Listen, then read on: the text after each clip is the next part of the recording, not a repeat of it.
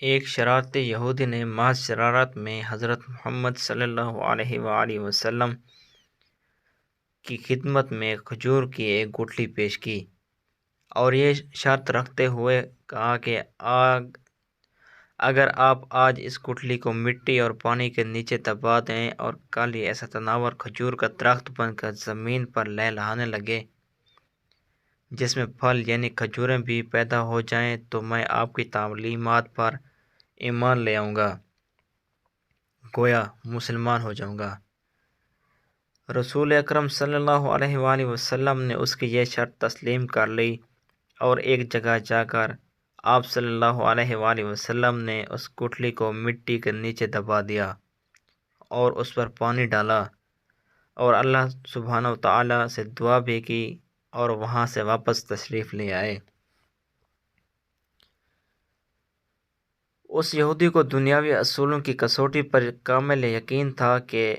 ایک دن میں کسی طرح بھی کھجور کا درخت تیار نہیں ہو سکتا، لیکن رسول مکرم صلی اللہ علیہ وآلہ وسلم کی ذات اقدس کی روحانیت اور پکا آپ کا اعتماد اس کے دل میں کھٹک اور خدشہ پیدا ضرور کر رہا تھا کہ کہیں کل ایسا نہ ہو جائے کہ کھجور کا درخت اگ جائے اور اسے ایمان لانا پڑے۔ اس نے اپنے اس وسوسے کو دور کرنے کے لیے پھر دنیاوی اصولوں کی مدد لی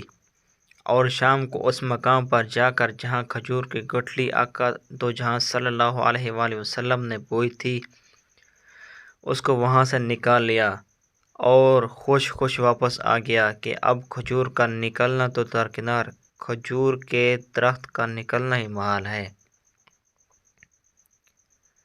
لیکن وہ نہیں جانتا تھا کہ جب معاملہ اللہ سبحانہ و تعالیٰ اور اس کے رسول صلی اللہ علیہ وآلہ وسلم کے درمیان ہو تو دنیاوی اسباب بے معنی ہو جاتے ہیں۔ اگلے دن آقا دو جہاں صلی اللہ علیہ وآلہ وسلم اور وہ یہودی مقام مقررہ پر پہنچے تو یہودی یہ دیکھ کر حیران رہ گیا کہ وہاں ایک تناور درخت کھجور کے گچھوں سے لدا کھڑا ہے۔ اس یہودی نے جب اس کی کھجور کھایا تو اس میں گٹھلی نہیں تھی تو اس کے منہ سے بے اختیار نکلا، اس کی گٹھلی کہاں ہے؟ مرقوم ہے کہ اس موقع پر رسول اللہ صلی اللہ علیہ وآلہ وسلم نے ارشاد فرمایا کہ گٹھلی تو تم نے کل شام ہی نکال لی تھی، اس لیے گٹھلی تو کھجور میں نہیں ہے، البتہ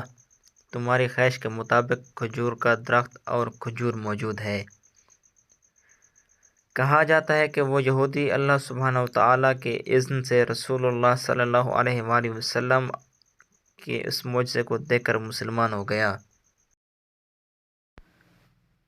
اس واقعے کے بعد آج تک بغیر گٹھلی والی معجزاتی کھجور مدینہ منورہ میں خوب اگتی ہے،